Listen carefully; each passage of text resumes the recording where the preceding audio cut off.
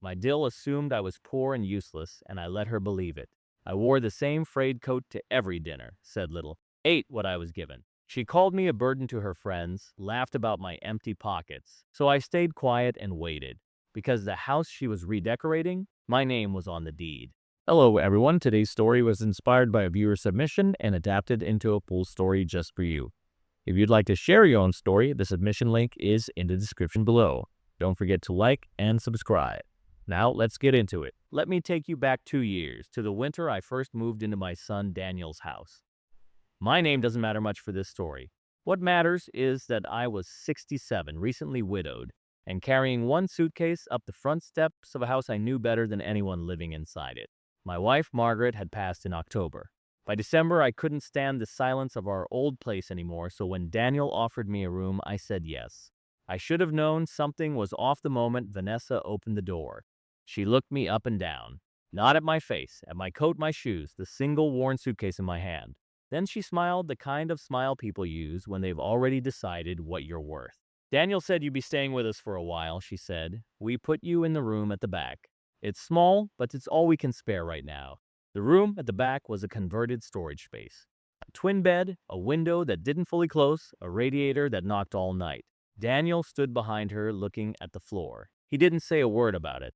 That silence told me more than anything, she said. I set my suitcase down and told them it was fine. And I meant it. I've slept in worse places in my life, and besides, I wasn't there for comfort. I was there because Margaret was gone, and my son was the only family I had left. That first week set the pattern. Vanessa decided my meals, smaller portions, served last. She handed me a list of household tasks the second morning, as if I were staff. Take out the trash, sweep the garage, stay out of the main living room when guests came over. We just want to keep things tidy, she said. You understand, I understood perfectly. What she didn't know, what neither of them knew, was that the house she was so carefully managing me out of had been bought 11 years earlier with my money. Quietly, through arrangements only my lawyer and I knew about. Daniel believed he'd purchased it himself with a generous family loan. He never read the fine print on whose name actually held the deed. I hadn't planned to use any of that. I'd hoped, genuinely, that moving in would bring my son closer to me after losing his mother. But on that first cold night, lying on a twin bed in a storage room while they laughed in the kitchens about something I couldn't hear, I made a quiet decision. I would say nothing. I would watch. And I would wait to see exactly who these two people really were. The watching came easy. Nobody pays attention to a man they've already written off. By the second month, I had become part of the furniture. Vanessa stopped lowering her voice around me. She'd take phone calls at the kitchen table while I swept, talking like I wasn't there. That's how I learned things. I learned she told her friends I was a charity case, her exact words more than once. A poor old man Daniel felt obligated to take in. She'd sigh into the phone about how much I cost them, how I ate their food and ran up their heating bill, how she was practically a saint for putting up with me. Then she'd laugh. I'd keep sweeping. I never let my face change. The cruelties were small but constant. When guests came, I was sent to my room or out to the garage.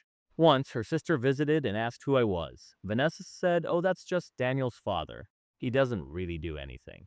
I would stand 6 feet away, holding a bag of trash. She knew I heard her. That was the point.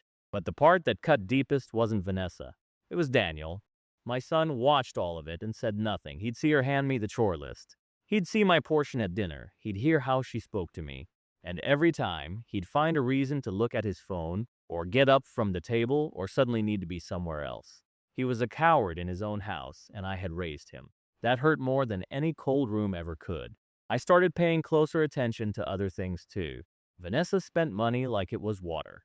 New handbags, salon appointments twice a week, a leased car that cost more per month than most people's mortgage. Meanwhile, I'd overhear Daniel on the phone with the bank, his voice tight, asking about extensions and minimum payments. The two of them were drowning, and she was decorating the boat. One evening, I came in from the garage and heard them arguing in the kitchen. They went quiet when they realized I was close, but I'd already caught the shape of it. Money was tight. Something big was coming up that they couldn't cover. Vanessa's voice came through clearly as I passed the door. Well, he can't stay here forever. We could turn his room into something useful. Daniel's something I couldn't hear. I'm just saying, she answered. There are places for people like him. It would actually be cheaper. I went to my back room and sat on the twin bed for a long time. I wasn't angry. I'd stopped being angry weeks earlier. What I felt was clarity. They thought I had nothing. They thought the worst thing in their lives was an old man in a storage room costing them money. They had no idea the floor they were standing on was mine.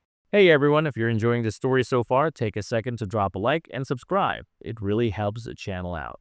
Alright, back to the story. After that night, I changed my approach. I stopped just listening and started keeping track, not in any dramatic way. I had a small notebook, the kind you buy at a drugstore, and I kept it in the inside pocket of that frayed coat Vanessa hated so much. When I heard something that mattered, I wrote it down. Dates, amounts, names she mentioned on the phone. I wasn't planning revenge yet. I want to be honest about that.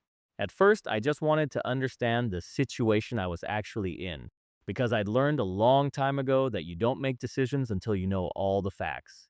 And the facts were piling up. Vanessa was hiding the real state of their finances from Daniel, or at least the full extent of it. I'd hear her on calls with credit card companies using a softer, sweeter voice than she ever used in the house. There was a personal loan he didn't seem to know about. There were late notices she pulled from the mailbox and slipped into her purse before he ever saw them. I also started noticing the mail more carefully, specifically my mail. A few pieces of correspondence that should have reached me never did. Statements from my own accounts forwarded to this address that I never received. I didn't say anything. I just started walking to the mailbox myself early before she was up. That's how I confirmed what I'd suspected. She'd been going through my mail, probably trying to figure out exactly how poor the poor old man really was. She would have been disappointed by what she found if she'd known where to look. But she was looking in the wrong places. The things that mattered weren't in any envelope that came to this house. Let me tell you a little about who I actually was, because it matters for the rest of this story. I spent 38 years building a commercial property business. Started with one small building, reinvested everything, kept my mouth shut and my overhead low. By the time I retired, I owned a portfolio across 2 states. Margaret and I never lived flashy. We didn't believe in it. People who knew us thought we were comfortable, not wealthy. That was on purpose. When Daniel got married and wanted a house, I bought this one. I let him believe it was a loan he was repaying, because I wanted him to feel like he'd earned it. The deed stayed in a holding arrangement under my name. My lawyer, a man named Carl who'd worked with me for 20 years, was the only other person who knew. I'd nearly forgotten about that detail until the night I heard Vanessa talk about turning my room into something useful. Sitting in that storage room, I took out my notebook and wrote one line at the top of a fresh page. Find out what they're really planning. Then I closed it and waited for the next mistake. The next mistake came faster than I expected. It was a Saturday in early spring. Vanessa had a man over to the house, someone in a suit who wasn't a friend. They sat in the main living room with papers spread across the coffee table. I was told as usual to stay in the garage, so I did. But the garage shared a wall with that room, and the window was open. The man was a mortgage broker. They were talking about refinancing the house. I stood very still and listened. Vanessa did most of the talking. She wanted to pull money out of the property to cover their debts and, from the sound of it, to fund the lifestyle she wasn't willing to give up. The broker kept asking questions about ownership and documentation. He needed the deed. He needed proof of who held title before anything could move forward. Daniel's voice came in occasionally, nervous, agreeing with whatever she said. At one point, the broker said something that made me lean closer. Before we go further, I'll need the original title documents. Whoever's name is on the deed has to sign off. That's not optional. There was a pause. Then Vanessa said smoothly, "It's our house. It'll be straightforward." It would not be straightforward, because it wasn't their house. I went back inside that evening, and they were in good spirits, the best I'd seen in weeks. Vanessa even spoke to me at dinner, which she almost never did. "We might be doing some renovations soon," she said, not really looking at me. "Big changes coming. You might be more comfortable somewhere else while it's all happening." There it was again, the push. "Somewhere else?" I asked. I kept my voice mild. "There are nice facilities," she said. "Places that take care of people your age. Daniel and I have been looking into it. It would be better for everyone." Daniel stared at his plate. I nodded slowly, like I was considering it. "That's something to think about," I said. She looked pleased. She thought she'd won. Later that night, I sat in my back room and laid out what I now knew. They were broke. They wanted to refinance the house, to dig themselves out, and keep her spending afloat. To do that, they needed the title. And the title would lead, the moment any honest broker pulled the records, straight to me. They had no idea. Daniel genuinely believed he owned the place. Vanessa believed it even more confidently because she'd never once questioned it. And on top of all of it, they were planning to put me in a home to clear me out of the way. I want to be clear about something. Up to this point, I'd been patient because I kept hoping Daniel would do the right thing. Stand up. Defend me. Show me the son I raised was still in there. That hope was just about gone. I took out my notebook and called Carl in the morning. I called Carl from the corner of a coffee shop 2 blocks away, the kind of place no one in that house would ever think to look for me. Carl had been my lawyer for over 20 years. He knew every detail of my holdings, including the arrangement on Daniel's house. When I told him what was happening, he was quiet for a moment. So they want to refinance a property they don't own, he said. That's the short version. Then they're going to hit a wall the second any lender runs the title, he said. The deed's held under your name through the holding setup. Daniel was never on it. He has no legal standing to borrow against that house. I'd known this, but hearing him say it out loud made it real. What do you want to do? Carl asked. That was the question I'd been turning over for weeks. And sitting in that coffee shop, I finally had an answer. For now, nothing, I said. I want to let it play out. I want to see how far they'll take it. Carl understood. He'd seen me run negotiations the same way for decades. You don't show your position early. You let the other side commit to theirs, fully on the record, then you respond.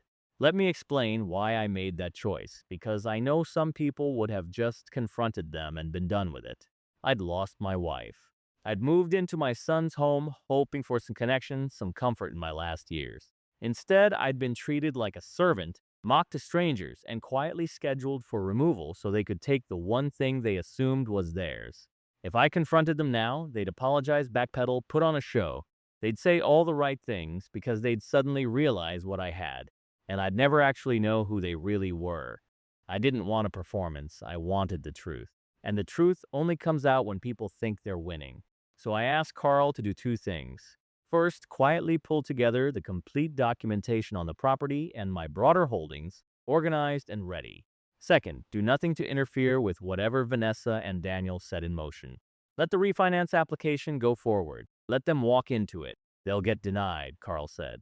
And when they start asking why, it's going to lead them right to you. I know, I said. I want to be there when it does. There was one more thing I asked him to prepare. I won't lay it all out yet, but it had to do with what would happen to the house and to them once everything came to light. I wanted options ready. I wasn't going to make that decision in anger. I was going to make it clearly. I hung up the phone and walked back to the house in my frayed coat. Vanessa was on the porch when I got there. She didn't even look up. You're back, she said. There's trash to take out. I took out the trash. A few weeks passed. Spring turned warm. And Vanessa decided to throw a party.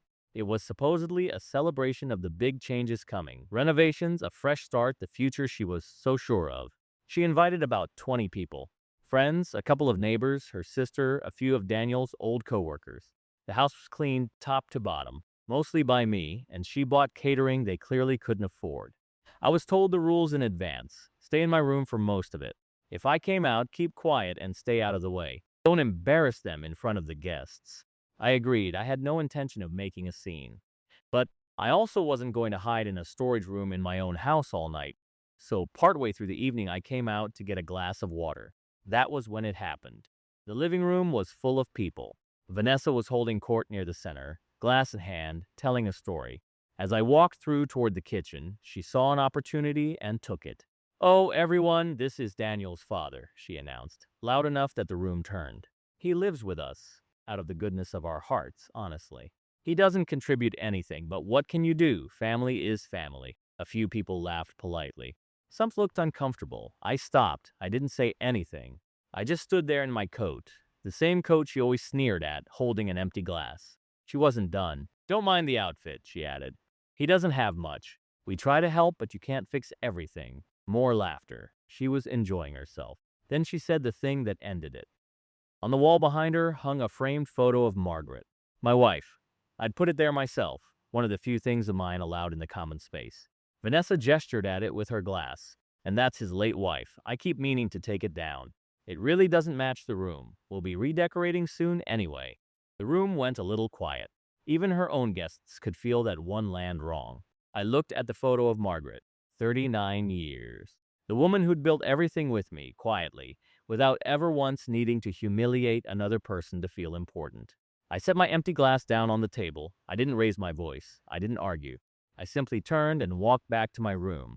Behind me, I heard her say lightly, "Sensitive, isn't he?" I closed my door. I sat on the bed. And for the first time in months, I felt completely lie calm. I took out my phone and called Carl. It was nearly 10 at night. He answered on the second ring. "It's time," I said. "Start everything we talked about. All of it. You're sure?" I looked at the wall between me and that party. "I'm sure." The first crack appeared 11 days later. Carl had moved quietly, exactly as I asked. He didn't contact Daniel or Vanessa. He didn't tip our hand. He simply let the refinance application reach the stage where the lender pulled the title records, and then he made sure the documentation on my end was airtight and ready. I knew the moment it hit because I was home when the call came in. Vanessa was in the kitchen on the phone with the mortgage broker. I was in the hallway, close enough to hear her side of it. Her voice started confident, the way it always did. Then it changed. "What do you mean there's a problem with the title?" she said. A pause. "No, that's not right. This is our house. We bought it years ago." Another pause, longer this time. "Then there's a mistake in your records. Check again." She hung up and called Daniel at work. I heard her tell him to come home, that something was wrong with the paperwork, that the broker was saying the house wasn't in his name. Her voice had an edge of panic now, the kind she usually kept hidden. Daniel came home early. They went into the office and shut the door. I sat in the living room in plain sight for once and waited. When they came out, Daniel looked pale. He was holding a printout. "Dad," he said. It was the first time in months he'd really looked at me. "The broker says the house isn't in my name. The deed lists a holding company. He says I never actually owned it. That doesn't make sense. I've been paying you back for the loan for years." I looked at him steadily. "You've been paying me back for a loan," I said. "That's true." Vanessa stepped forward. "So whose name is on the deed?" I didn't answer her right away. I let the silence sit the way I'd learned to in 1,000 negotiations. "Why don't you call the holding company," I said calmly, "and ask who controls it?" Vanessa frowned. She didn't understand yet. Daniel was starting to. "Dad," he said slowly. "What are you saying?" I stood up. For the first time since I'd walked into that house with one suitcase, I stood up straight in front of both of them, and I didn't feel like a guest. "I'm saying the house you live in," I told them, "the house you wanted to refinance, the house you've been planning to renovate after you put me in a home, has never belonged to you. Not for one day." And Asai's face had gone white. "That's not possible. It's not only possible," I said. "It's documented, every page of it, and my lawyer has all of it." Daniel sat down hard on the arm of the couch. "Who?" Vanessa said, her voice barely working now. "Are you?" I let myself smile, just slightly. "I'm the poor old man you were about to throw out," I said. "Sit down, both of you. We need to talk." They sat for once, neither of them argued. I took my time. I went to my back room, retrieved the folder Carl had couriered over the day before, and brought it out to the living room. I set it on the coffee table where Vanessa had spread her refinance papers weeks earlier. Then I sat down across from them and opened it. "Let me explain who I am," I said, "since neither of you ever bothered to ask." I told them the 38 years. The first building, the reinvestment, the portfolio across 2 states, the companies, the holdings, all of it built quietly, while Margaret and I lived like ordinary people because that was how we wanted to live. Daniel stared at the documents as I laid them out one by one. Property records, the holding company structure, the title to the house, clearly under my control, dated 11 years back. "You always thought your mother and I were just comfortable," I said to him. "We let you think that. We didn't want money to be the thing between us. I bought this house for you because I wanted you to have a home. I let you believe it was a loan so you'd feel like you'd earned it. That was my gift to you." Daniel's eyes were wet. "Dad, I didn't know." "I swear I didn't know."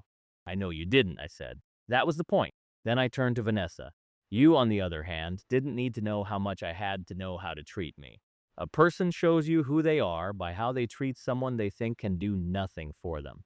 You showed me very clearly." Her mouth opened, then closed. She reached for the version of herself that always had something smooth to say. It wasn't there. "I was just trying to manage the household," she finally said. "Money was tight.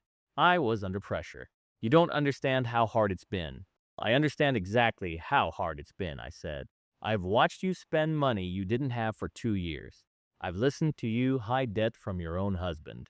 I've heard you call me a charity case to your friends. I heard what you said about my wife's photograph at your party, she flinched. Every late notice you pulled from the mailbox, I continued. Every call I overheard. I wrote it all down, not because I needed proof for a court, because I wanted to be sure I was seeing it clearly before I did anything. Daniel turned to her. What is he talking about? What debt? What did you hide from me? For the first time, the two of them weren't aligned against me.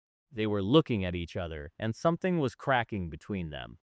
I closed the folder. Here's where things stand, I said. I own this house. I always have.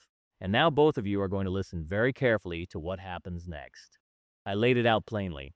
No threats, just facts and consequences. First, I said, there will be no refinance. There was never going to be one. You can't borrow against a house you don't own.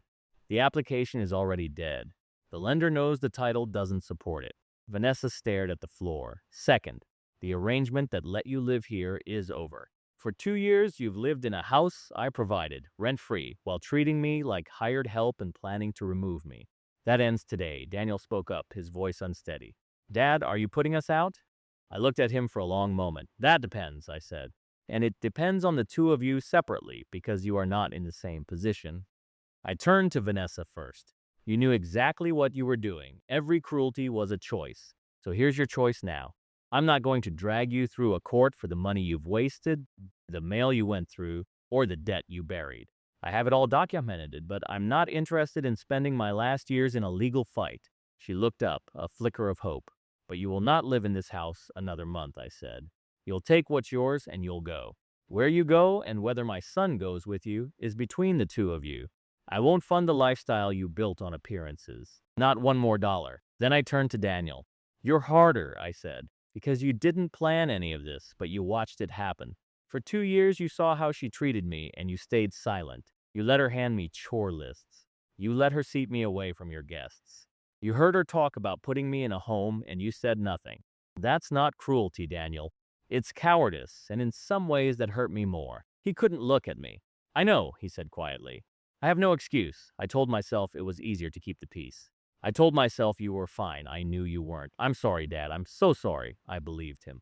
That was the hard part. I could see he meant it. Here's what I'm offering you, I said.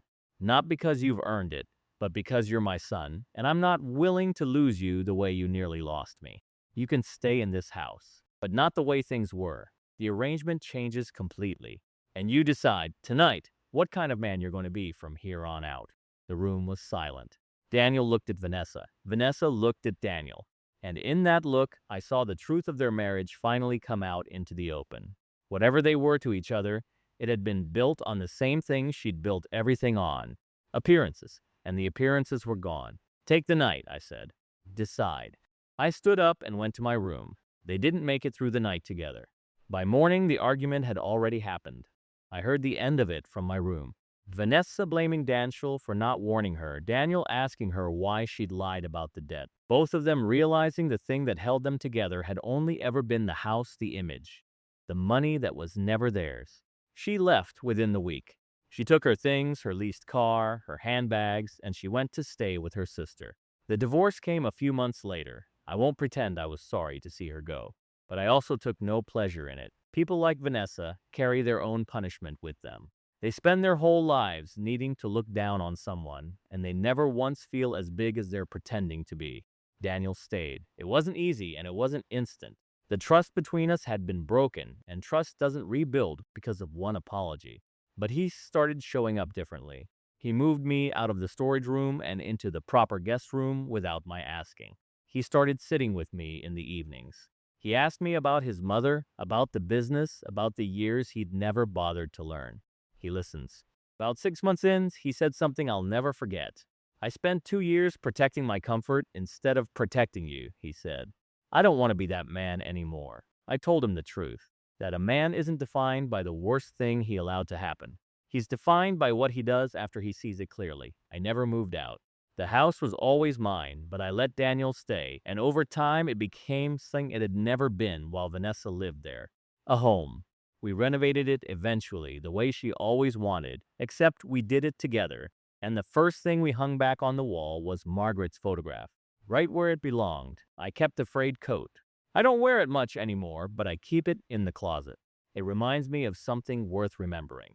that the people who judge you by your coat will always tell you exactly who they are, if you're patient enough to let them. I'm 69 now. I have my son back, the real version of him. I have my home. And I have the quiet satisfaction of knowing I never had to raise my voice, never had to be cruel, never had to become anything I wasn't.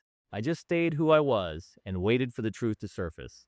The poor old man in the back room had everything the whole time. They just never thought to ask. And that, in the end, was their mistake, not mine. If you enjoyed this video, please like and subscribe to the channel. See you in the next video.